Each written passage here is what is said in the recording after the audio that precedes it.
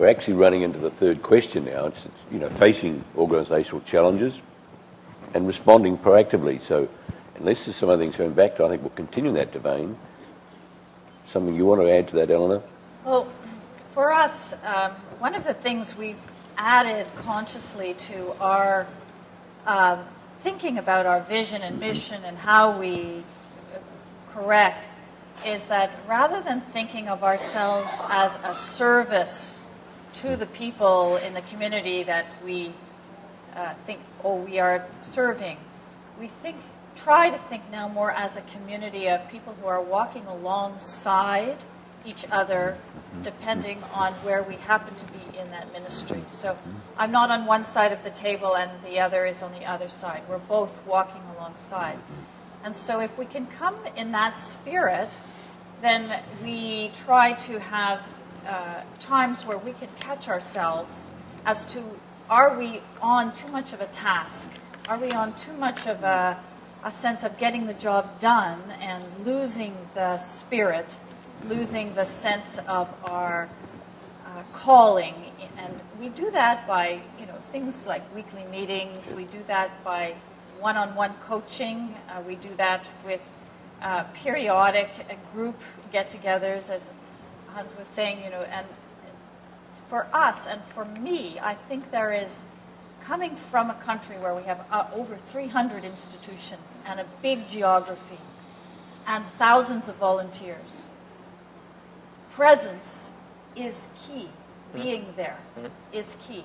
So we try to understand how we can empower and delegate to everyone in our volunteer and our staff through communications and meetings and spirit, how to be present. And that, I think, is how we try to catch ourselves. We set these little standards for ourselves, and then if we find that we're running into those standards rather than bearing those standards, then we can step back and try to find out where we've gone off the rails and keep those couple of little guideposts in our mind to come back to.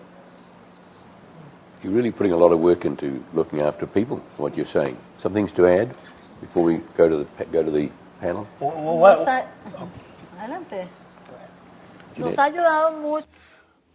In our experience, what has helped us a lot during crisis, our regulations, our policies. We've all have to make policies, and during time of crisis, we've turned to our policies, and this has helped us a lot to withstand these policies, to deal with the crises. We've been able to develop marvelous programs to sort of an extent that the group wants to belong to a specific program. We've been able to motivate them to such an extent that they gain interest in the different programs we're undertaking. They themselves say, okay, we're interested in this program, in that program, the Sycamore Tree program, and they all want to belong to that.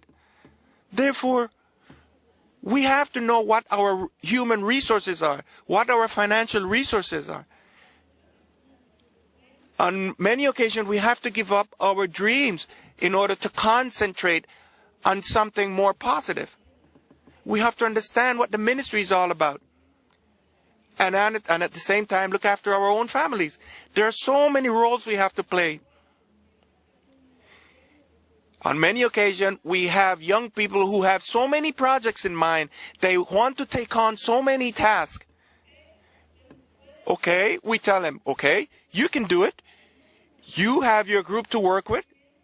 You have the resources. Don't throw it away. Don't waste it. Show us, demonstrate that you can carry it out. Devise a plan. Show us what you have in mind. And that's how we're being able to devise programs, plans, programs we have been able to carry out with the different churches. And these programs are being carried out. However, we do have a lot of crises. Yeah. Then you have a brief comment, and then we'll go to Adam. I just wanted to add also on, as an organization, I think it's also important to look well ahead and look at problems and challenges that may come in the future and prepare yourselves well in advance. Of course, knowing in mind that there are certain problems that no matter how much you plan, they just come. But I think it does help. In our strategic planning, we look at where we are going, what are the possible challenges and problems that are there, how can we resolve them? And I think we use the SWOT analysis, which looks at your strengths, your weaknesses, opportunities, and the threats. That way you prepare yourself in advance, such that when problems arise, you do not react to the situation, but you will have already planned well in advance, just as an addition to what has already been said. Yeah, we have, in the context of Asia, or particularly Cambodia, we have the organizational difficulties of the general trends in organizations is a very hierarchical, it's a hierarchical society, so people are expected to do their jobs and not really to take responsibility for what they're doing because it's the responsibility of those above them.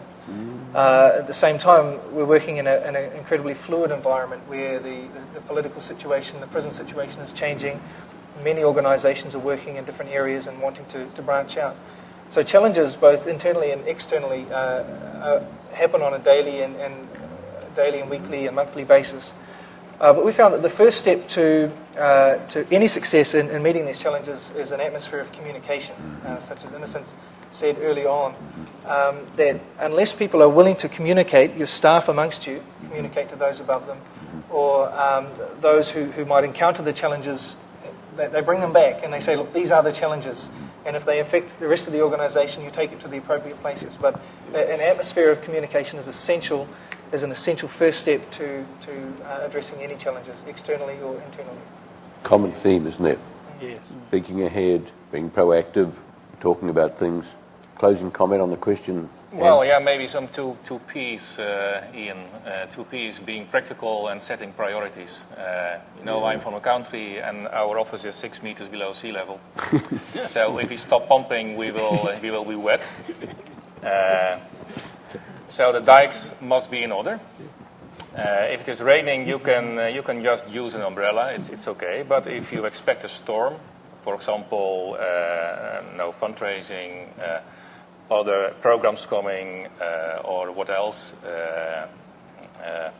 then you have to do something in advance. And there's a different way of organizing. We have a board of advisory with well-known people in the country with a lot of knowledge. Yeah. So we can make a specific point of it. For example, cooperation, how to communicate identity, etc.